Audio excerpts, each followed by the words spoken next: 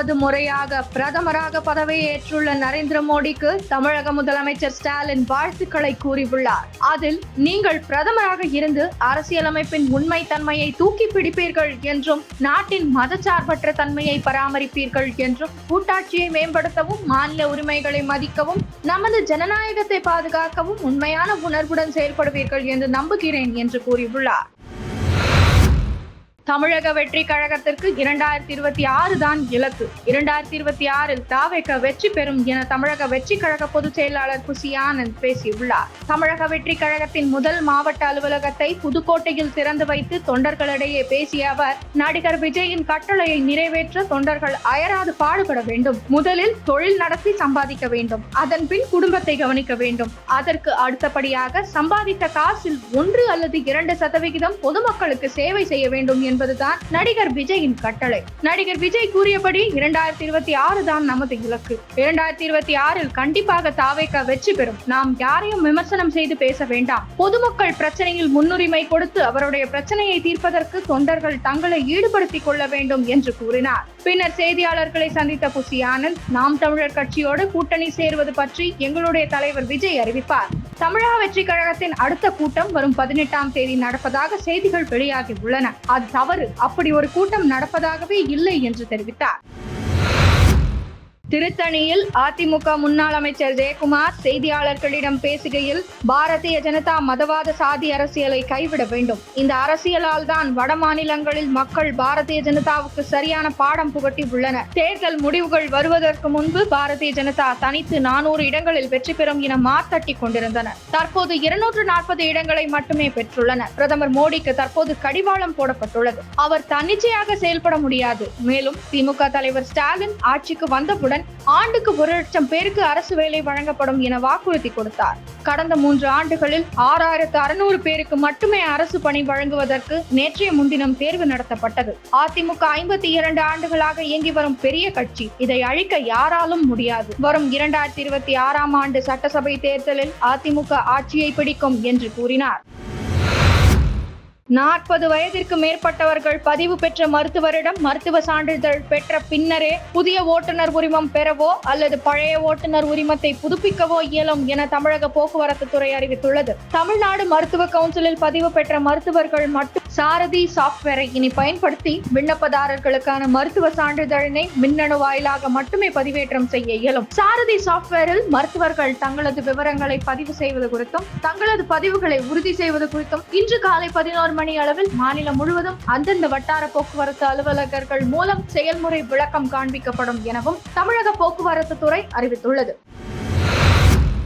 கடந்த ஏப்ரல் 6ஆம் தேதி விக்கிரவாண்டி திமுக எம்எல்ஏ புகழேந்தி உயிரிழந்தார். இந்நிலையில் விக்கிரவாண்டி தொகுதிக்கான இடைத்தேர்தல் ஜூலை 10ஆம் தேதி நடைபெறும் என தேர்தல் ஆணையம் அறிவித்துள்ளது. இதனால் நேற்று முதல் தேர்தல் மாதிரி நடத்தை விதிமுறைகள் விக்கிரவாண்டி தொகுதியில் அமலுக்கு வந்தன. இன்று முதல் வரும் 13ஆம் தேதி வரை தமிழகம், புதுச்சேரியில் அதிகபட்ச வெப்பநிலை இயல்பை விட 3 டிகிரி செல்சியஸ் வரை அதிகரிக்கும் என சென்னை வானிலை ஆய்வு மைய விஞ்ஞானி கீதா சேத் வெளியிட்டுள்ள செய்திக்குறிப்பில் கூறியுள்ளார். சென்னையில் வானம் மேகமூட்டத்துடன் காணப்படும். நகரின் சில பகுதிகளில் இடி மின்னலுடன் லேசான மழை பெய்யும்.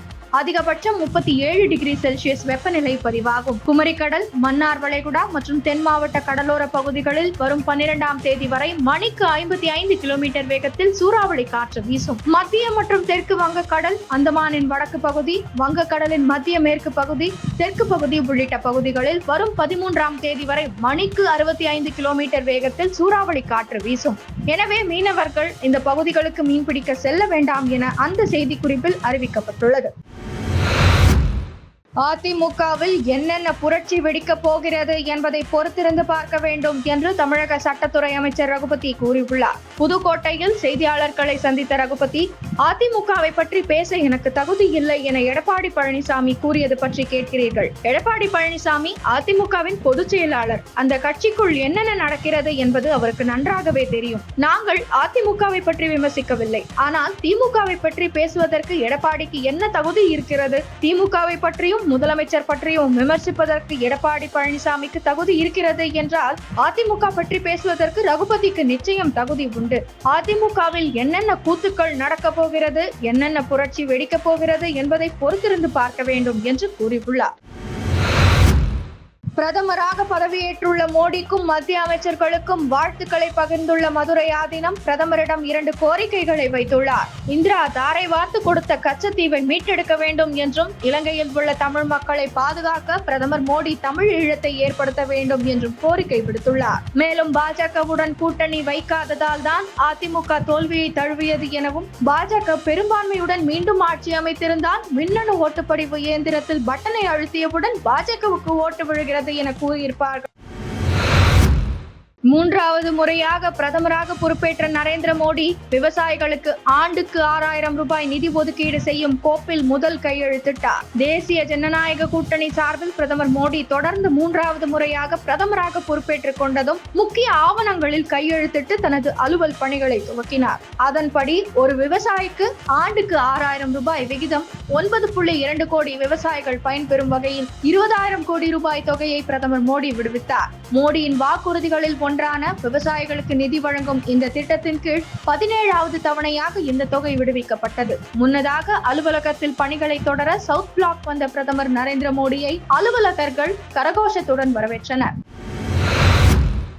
மாலத்தீவு அதிபர் முகமது மொய்சு பிரதமர் மோடியின் பதவியேற்பு விழாவில் பங்கேற்றார். பின்னர் பதவியேற்பு விழாவில் பங்கேற்றதை பெருமையாக கருதுகிறேன் என தெரிவித்திருந்தார். இந்நிலையில் டெல்லியில் நேற்று மாலத்தீவு அதிபர் முகமது மொய்சுவை மத்திய அமைச்சர் ஜெய்சங்கர் சந்தித்தார். இந்த புகைப்படத்தை எக்ஸ் சமூக வலைதளத்தில் பகிர்ந்து ஜெய்சங்கர் வெளியிட்டுள்ள அறிக்கையில், மாலத்தீவு அதிபர் முகமது மொய்சுவை டெல்லியில் சந்திப்பதில் மகிழ்ச்சி அடைகிறேன். இந்தியாவும் மாலத்தீவும் நெருக்கமாக இணைந்து செயல்படுவதை எதிர்நோக்குகிறோம் என்று கூறியுள்ளார்.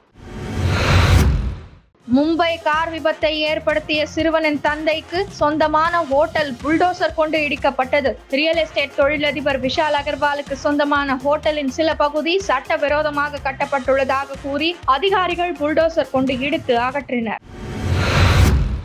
மே மாதத்தில் சூரியனின் இயக்கம் குறித்த புகைப்படங்களை இஸ்ரோவின் ஆதித்யா L1 விண்கலம் பூமிக்கு அனுப்பியுள்ளதாக இஸ்ரோ நேற்று அறிவித்துள்ளது.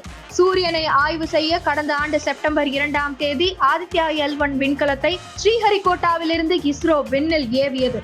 பூமியில் இருந்து 125 நாட்களில் 15 லட்சம் கிலோமீட்டர் தூரம் பயணித்து சூரியனுக்கு அருகில் உள்ள L1 எனப்படும் லக்ராஞ்சியன் புள்ளிக்கு இந்த ஆண்டு ஜனவரி மாதம் சென்றடைந்தது. சமீபத்தில் ஆதித்யா L1 விண்கலம் சூரிய வெடிப்பை படம் பிடித்து பூமிக்கு அனுப்பியிருந்தது. இந்நிலையில் மே மாதத்தில் சூரியனின் இயக்கம் குறித்த புகைப்படங்களை ஆதித்யா L1 விண்கலம் தற்போது பூமிக்கு அனுப்பியுள்ளது. மணிப்பூர் முதலமைச்சர் பிரேம் சிங்கின் கான்வாய் மீது தாக்குதல் நடத்தப்பட்டதில் பாதுகாப்பு அதிகாரி ஒருவர் காயமடைந்தார். காங்போக்பி மாவட்டத்தில் சென்று கொண்டிருந்த கான்வாய் மீது ஆயுதமேந்திய தீவிரவாதிகள் என சந்தேகிக்கப்படும் அடையாளம் தெரியாத நபர்கள் நேற்று காலை பதுங்கியிருந்து தாக்குதல் நடத்தினர். இதில் டிரைவர் உட்பட 2 பாதுகாப்பு அதிகாரிகள் காயமடைந்தனர். கடந்த ஆண்டு முதலே இனக்கலவரங்கள் நடந்து வரும் மணிப்பூரில் முதலமைச்சர் கான்வாய் மீது தாக்குதல் நடத்தியுள்ளது அம்மாநிலத்தில் பதற்றத்தை ஏற்படுத்தியுள்ளது. பாகிஸ்தான் சுப்ரீம் கோர்ட்டில் கெஜ்ரிவால் வழக்கை உதாரணம் காட்டி இம்ரான் கான் வாதாடினார். பாகிஸ்தான் முன்னாள் பிரதமர் இம்ரான் கான் பல்வேறு வழக்கில் குற்றம் சாட்டப்பட்டு சிறையில் அடைக்கப்பட்டுள்ளார். ஒரு வழக்கு தொடர்பான விசாரணைக்கு நீதிபதிகள் முன்பு ஆஜரான இம்ரான் கான் இந்தியாவில் பொது தேர்தலை முன்னிட்டு பிரச்சாரம் மேற்கொள்ள சிறையில் இருந்த டெல்லி முதலமைச்சர் கெஜ்ரிவாலுக்கு இந்திய சுப்ரீம் கோர்ட் இடைக்கால ஜாமீன் வழங்கியது. ஆனால் பாகிஸ்தானில் நான் அடக்குமுறைக்கு உள்ளாக்கப்படுகிறேன், தேர்தலில் நான் நிற்பதற்கு தடை விதிக்கும் வகையில் தேர்தல் நடந்த பிப்ரவரி 8ஆம் தேதிக்கு 5 நாள் முன்பு எனக்கு தண்டனை வழங்கப்பட்டது. நவாஸ் ஷெரீப் சிறையில் இருந்த போது அவருக்கு வழங்கப்பட்ட வசதிகளுக்கும் தற்போது எனக்கு வழங்கப்படும் வசதிகளையும் ஒப்பிட்டு பார்க்க வேண்டும் என்று கூறினார்.